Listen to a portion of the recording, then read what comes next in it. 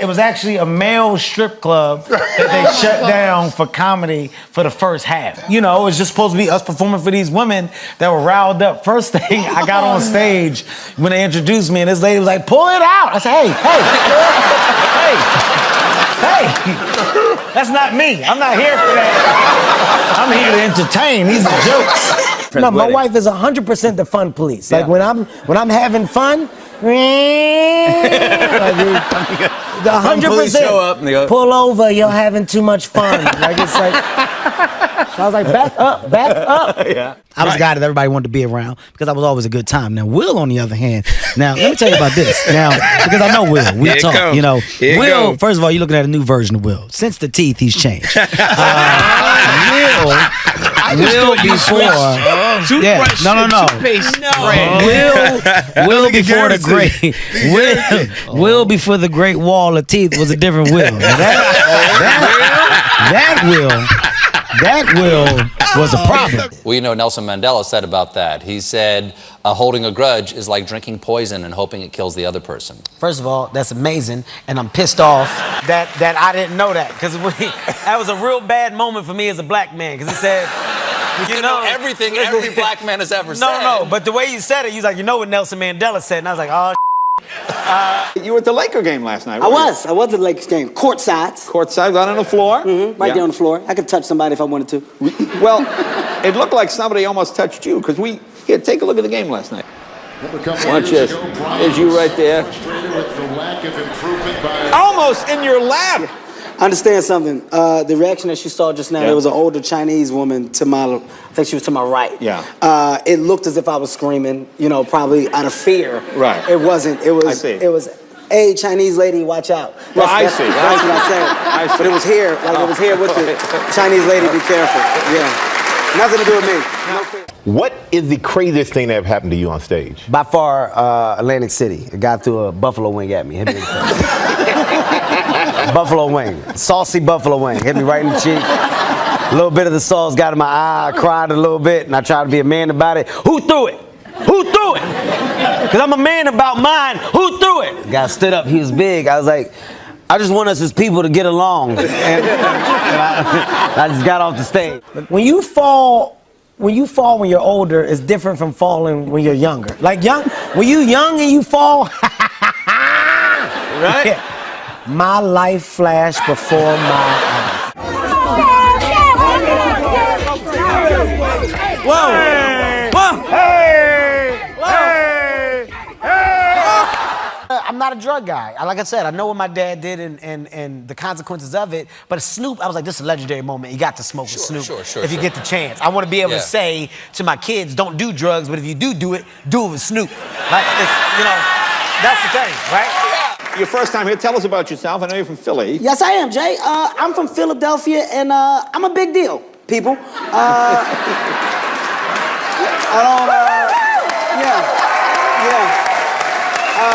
You know, Jay, I'm quite sure you could tell, recently I've became a sex symbol. Yes, you look sexy. Besides that, modeling gigs are coming left and right. Baby Gap called. That's one. Just tons of stuff, man. Like right now, I can honestly say I'm like a kid in a candy store. I'm enjoying life. I'm enjoying where I am. I'm enjoying my comedy career. So I said, let me come here on your show to tell people about it, educate y'all, tell y'all how I'm doing. You know, I'm living life right now. It's going well. Look at me. But you have an Irish name.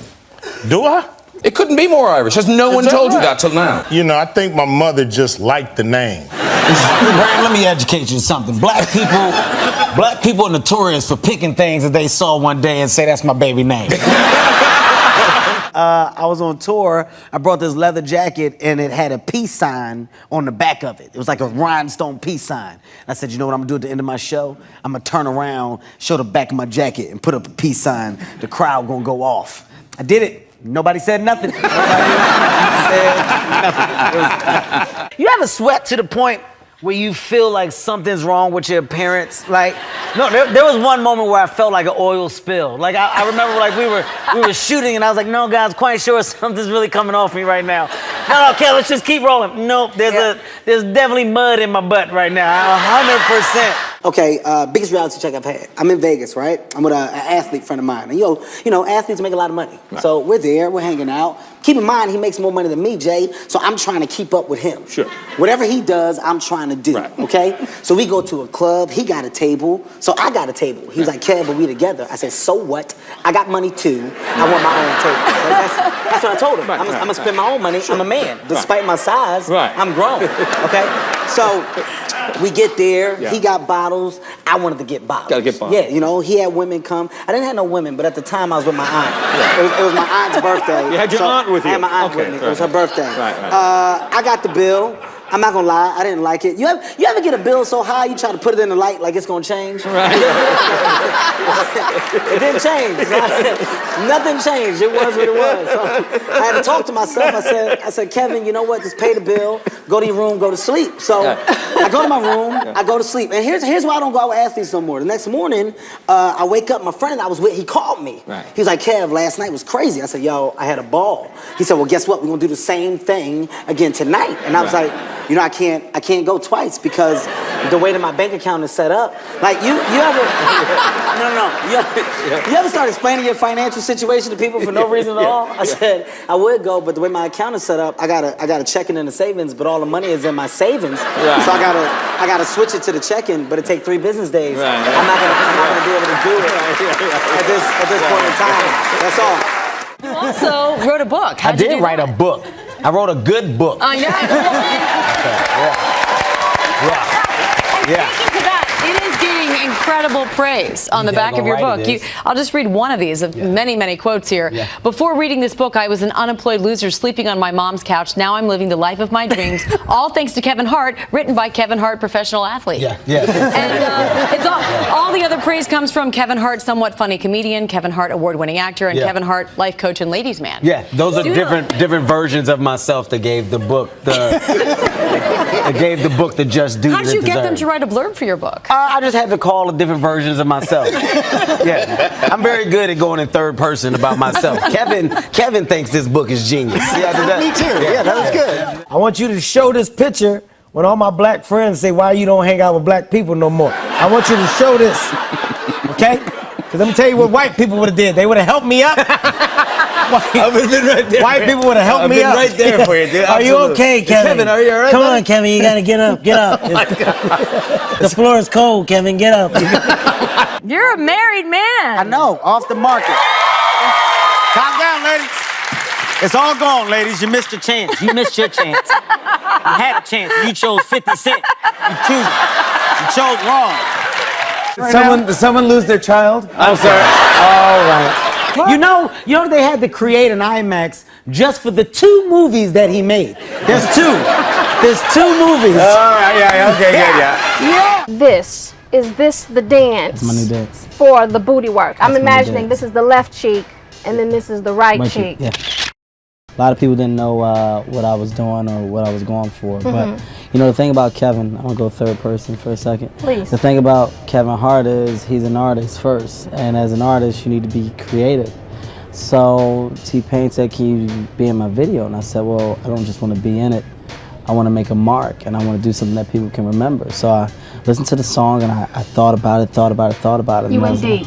As I listened to it, the dance came up, and with my arms moving from side wanna to make sure I'm side. getting in. Yes, that's right. It's basically left cheek, right cheek, but my hands are simulating what they would do to a buttocks. We were just having a conversation. It was a random conversation. And, you know, through the random conversation, I was like, do you watch porn? She was like, yeah, I watch porn from time to time. I was like, get out of here, really? Like what? Like what you watch? I was like, porn stuff. Let me see it. Let me see the stuff you watch. Let me see what your stuff is. And the she showed me, you know, it really hurt me. It did a number. It did a number. It did a hell of a number on me. Because it was so different from what I am. It was so, everything was big. I taught like everything.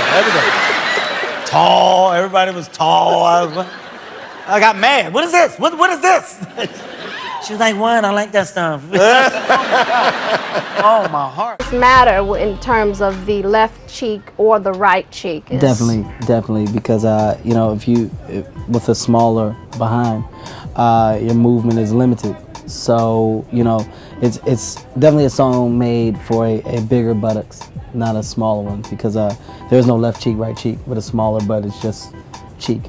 It counts as one. I didn't come here to disagree with you, but I have a smaller butt, and I think I do have a left cheek and a right cheek. No, you don't. It's a fact that people with smaller butts don't even have a full butt crack. That's a fact. You can look it up. You can research it. It's a half a butt crack because they don't have enough buttocks to have a full butt crack. He's like, oh my God, you gotta get brick oven pizza. He's like, that's your Jerry impression? Yeah, that's my Jerry impression. He's like, you haven't lived until you had brick oven pizza. Sounds like Nipsey Russell. No. If you haven't lived until you had brick oven Bob pizza. Dylan now. No, Okay, I remember hearing a woman, an older lady, who was like, she was cracking crabs. Because this is how you crack crabs. She was looking at me and she's like cracking a crab. And I tell a joke and the joke doesn't work. And I remember this lady just going, oh no. I'm in Philadelphia. We're filming Untouchable. Okay. And I had a day off, so I decided to go to the Sixers game.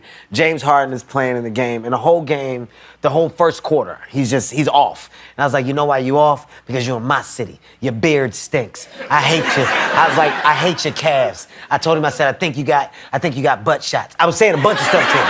And he got mad. He said, remember all of this. He said, I'm about to cook you. I said, you gonna cook me? Well, put me in the pot because I'm ready to be cooked. We're talking like I don't even know why he's paying me this much attention. Like at some point, I was like, James, this is very unprofessional on your behalf. Like, you're not even supposed to be talking to me this much. James went on to score 55 points. And here's the bad part. They beat us by 30. And with like a minute left, he was dribbling the ball, staying in the half court, and he was just staring at me. And he goes, tell your team what you did to him. And I said, you keep your mouth shut. That's our business. He's fortunate. I know Dwayne Wade. He's a friend of yours. Yes. He was talking about you. Dwayne Wade is another good friend of mine. Yeah. Dwayne tried to mess up my life. Yeah. Dwayne, he did. No. Dwayne tried to make me buy a boat. I don't even have a house. I said, hey, man. I told him. I told him that. I said, hey, I don't have a house. I don't think this is a good purchase. He's like, you should just get it. Right. I was like, no, I would, but the way that my bank account is set up, it's a checking and a savings. Right. But all the money is in my savings, Right, Jay. I can't transfer it out my savings that fast. It's 3 business days. Yeah, 3 business days. I got to call. Yeah. I don't want to be on the phone that long. Right. You were the roast master at the Comedy Central Yeah. roast of Justin Bieber. Yeah. That taped on Saturday night? Yeah, we just taped it. And how did that go? It went a little rough. Yeah, it was a little rough? Yeah. I'm not gonna lie. There were some moments where I was like, Justin's gonna cry in the car. There's no way that he's not gonna cry. Like you know how you can look at a person and like they're trying to have a good time, but you can tell that there's a tear. Like there's one moment where I looked at Justin and he's like, it's like a laugh, but it's not. And I kept pointing at him like, you better hold it back, boy. You don't let them cameras see it come down. And he did one knee slap where I think he covered up a cry. He's like, I was a problem in school. I was the guy that was never serious.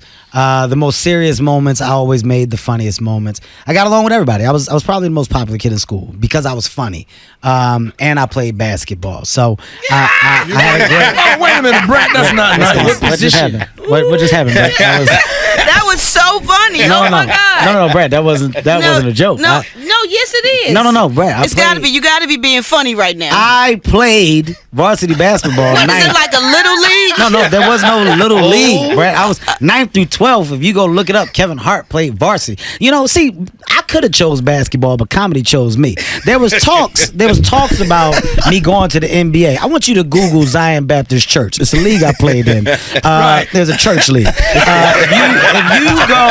If y'all go look up my stats in this church league, I averaged 17, 6, and 5. Honestly, MVP of the church league 2 years in a row. Granted, it was me and a bunch of deacons. But